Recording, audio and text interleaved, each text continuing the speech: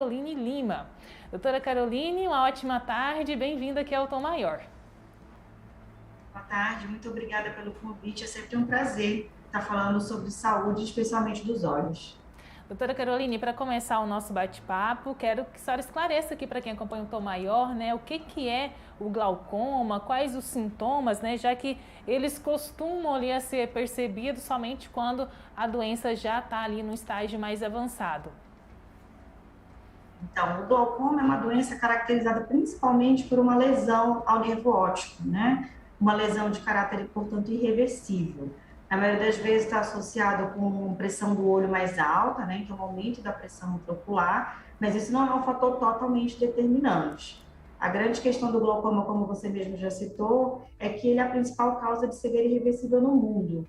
Como é uma doença assintomática, o paciente ele não sente dor ocular por conta dessa pressão aumentada, a não ser que ela esteja em níveis muito elevados, às vezes o paciente vai passando desapercebido até que ele começa a ter sintomas quando a doença já está no estágio muito avançado, com perda do campo visual, com baixa da qualidade da visão, e aí sim ele vai se atentar a procurar um oftalmologista.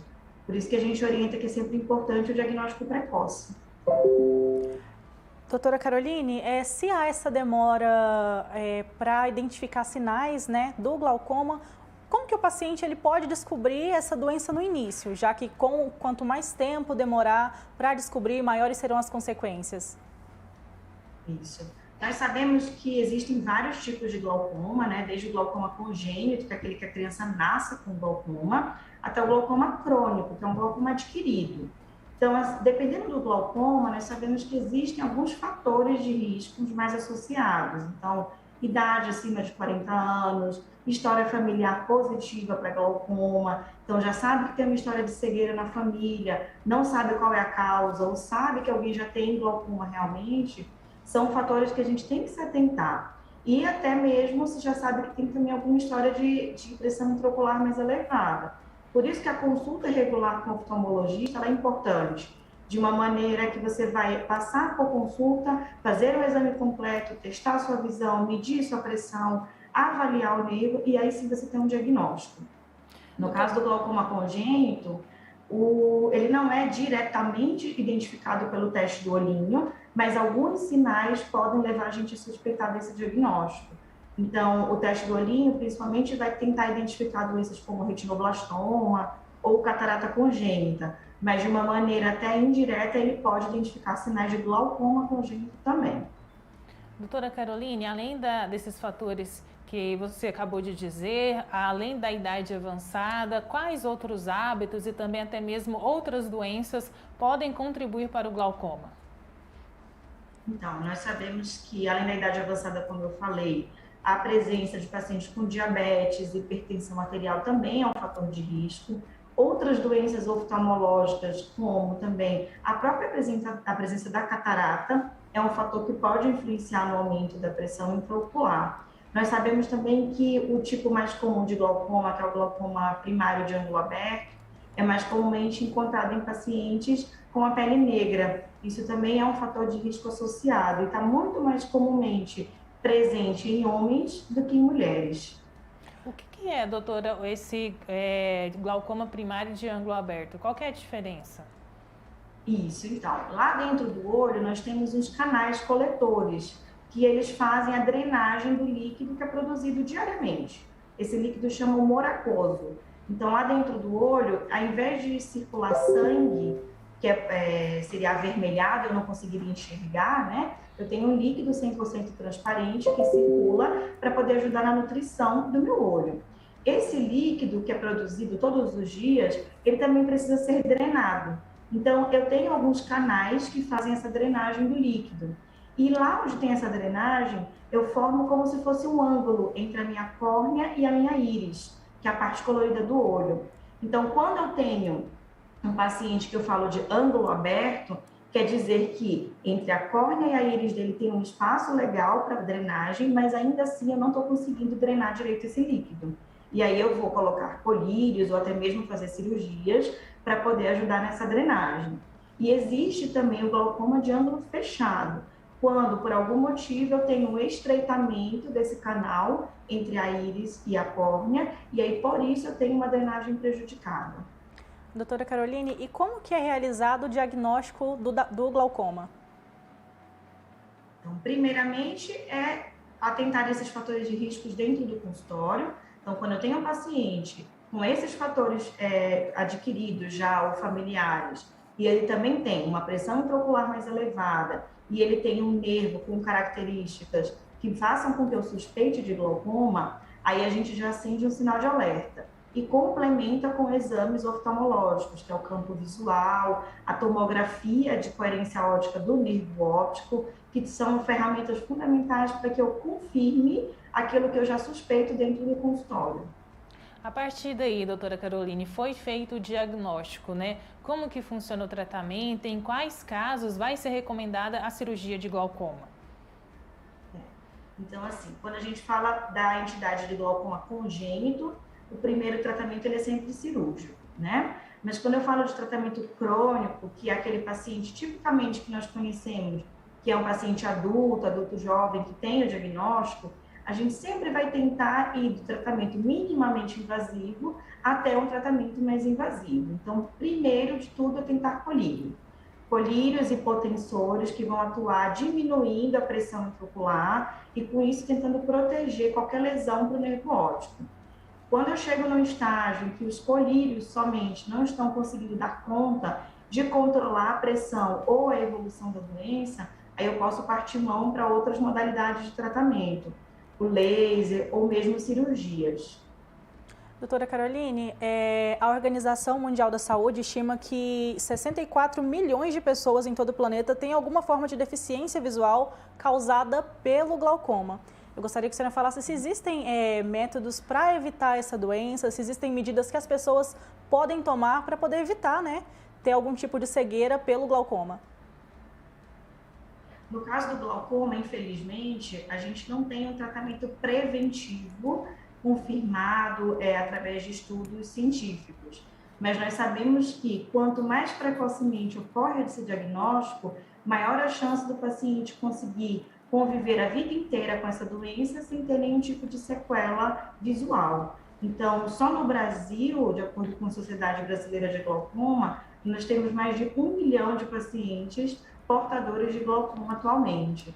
Então, quando a gente pensa nesse número perto da população, a gente pensa que é um número expressivo e que, se a gente dispõe a população a ter um acesso à consulta oftalmológica de uma maneira regular, a gente consegue diminuir significativamente as sequelas da doença, né? Que é o nosso principal foco, já que ela não é uma doença que tem uma comprovação de prevenção realmente eficaz, infelizmente. Estamos conversando aqui no Tom Maior com a médica oftalmologista, a doutora Caroline Lima. Falando de saúde ocular de maneira geral, doutora Caroline, a alimentação, ela pode influenciar de alguma maneira na saúde dos olhos? Há alimentos específicos que podem retardar ou até mesmo reprimir o desenvolvimento de algum problema ocular? De uma maneira geral, a gente sabe que, por exemplo, ômega 3, a linhaça, eles contribuem para uma boa formação do nosso fino lacrimal. Então, para os pacientes que têm olho seco, a gente sabe que essa suplementação vai ajudar. Algumas medicações que contenham vitamina A gente sabe também que são importantes para evitar a oxidação lá na retina.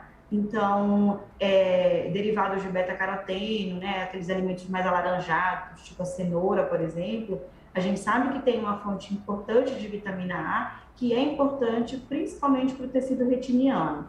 Existem até casos de doenças associadas à retina por hipovitaminose. E dentre os outros alimentos, a importância é mais indireta, né, de você conseguir controlar uma glicemia, por exemplo, porque eu sei que se o paciente diabético ele não tem um nível glicêmico adequado, ele pode ter repercussão oftalmológica também. Doutora Caroline, como que deve ser também a prevenção nas crianças, né? Uma das principais a gente tem o teste do olhinho hoje, mas um dos principais questionamentos dos pais é saber a idade certa de levar a criança ao médico oftalmologista. Quais os cuidados os pais devem ter desde o nascimento da criança? Quando então procurar um médico? Então, a gente sabe o teste do olhinho, já amplamente difundido, assim como outros testes de triagem neonatal, como é o caso do teste da orelhinha, o teste do pezinho, né?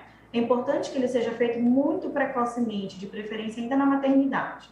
O teste do olhinho, ele nada mais é do que um teste de reflexo vermelho, para saber se a luz que eu estou jogando através da pupila do paciente é captada na retina e tenho uma resposta como um reflexo vermelho. Isso já me permite suspeitar de algumas doenças.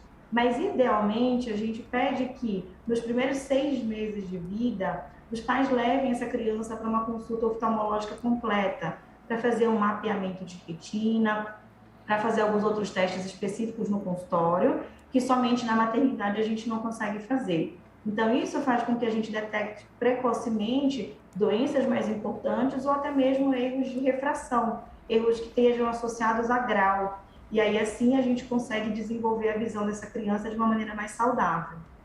Doutora Caroline, a gente está no Maio Verde, né, que representa toda essa conscientização e combate contra o glaucoma. E eu queria saber qual que é a importância de movimentos de conscientização, não só para o glaucoma, mas para a saúde dos olhos. A maioria das pessoas, não só dentro da oftalmologia, mas dentro de outras especialidades médicas, acaba se atentando na visita do médico de uma maneira curativa e não preventiva. Então, é muito mais comum a gente ver o paciente vindo com queixa.